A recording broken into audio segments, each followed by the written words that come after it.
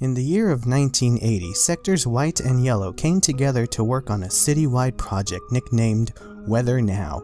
The result desired was to create a machine that could alter the ozone and general biosphere to allow a 72% greater control over the cool air currents, resulting in greater rain potential on demand for local farmers and botanists. The WN machine, however, came into development issues, hindering its progress by several months. Eventually, it was successfully finished and even improved upon in the end with the addition of the plant-based nutrient Serum 32. In December of 1982, Sector White hauled the machine to an isolated area and launched the first flare into the sky. In the following days, no positive changes in the atmosphere was observed. Furthermore, it appeared that the usual air currents had actually dropped in activity by a staggering amount. A second flare was sent up shortly after to analyze the situation, and upon descent, the meter and graphing system of the flare had been fried and shorted. Sector Yellow reported that there were unusually high amounts of electricity in the air, which prevented many operations from occurring as normal, including proper air currents. It was as if the entire city's atmosphere had been shielded off. Months had passed with not even a single cloud in the sky, and a year later, a drought was declared on the land. In order to prepare for the worst-case scenario, Sector White immediately began rationing water among the farmers under a new plantation bill. The plantation bill helped provide the farmers with what they needed to continue growing their crops, while helping the sectors analyze the atmosphere around their lands. Eventually, the assistance of Sector Red was brought on board to help assist with the machine. The morale of the three sectors were low as tensions ran high. The machine needed to work, or at the very least undo the damage it had caused. In the year 1983, Sector Red developed a counteracting flare which would at the very least dissipate the strong electrical field in the ozone. December 11th, the new flare was shot up into the sky in the same location as the original was 1 year earlier.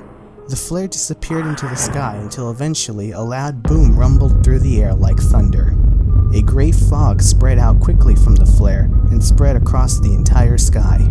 As it did, the fog illuminated hundreds of lightning bolts that were constantly flashing and scattered all across the sky, about as many as there are stars in the night. It lit up the sky like spotlights. Observers from Sector Yellow furiously wrote their sightings down as the rumbling continued once again from the fog above. Soon after, a few drops of rain fell from the sky. It was even the nutrient-enriched rain that was planned as before.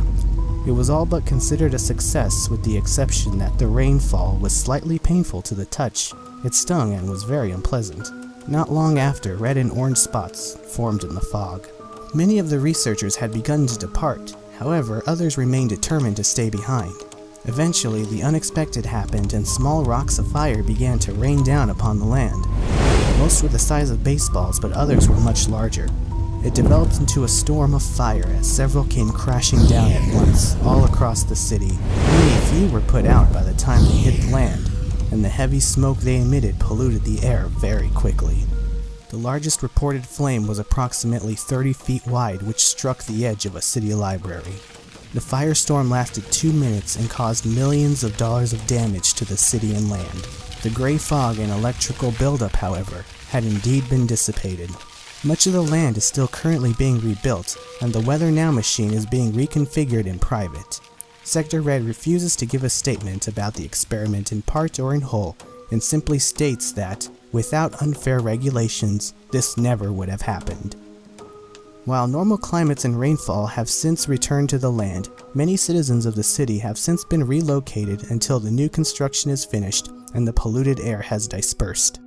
No new regulations have been added from this experiment, but Sector Red has been reprimanded for passing a high-level experiment onto sectors of lower clearance.